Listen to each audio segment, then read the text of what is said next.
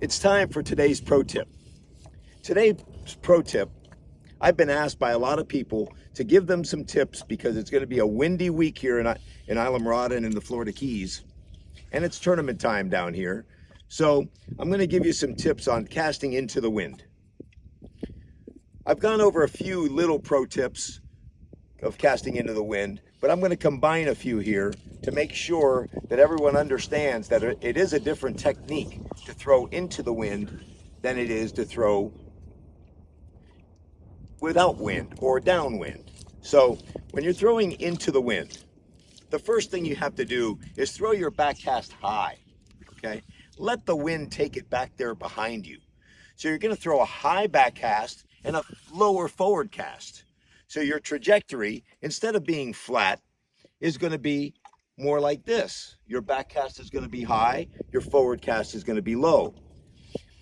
It helps your back cast straighten out behind you when you throw it high, and when you throw it low, it helps you cheat the wind just a little bit more. Also, throwing into the wind, you want to be able to control your distance. So I've gone over feathering my line. I will feather my line to make sure that that fly turns over. If you can make that fly turn over, even if it's only 30 feet from the boat, it's a lot better than throwing a clump of fly line 40 feet from the boat. So feather your fly line as you come forward. You're coming forward lower than normal.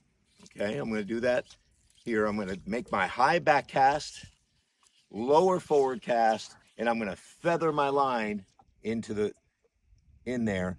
Also, the next tip is take your rod tip and put it into the water. Put it into the water. Don't let it be up where the wind is. The more it's in the water, the better. Some people even like the first two guides in the water to make sure that it's out of the wind. So those three tips are gonna help you so much in casting into the wind and fishing into the wind. And that's today's pro tip.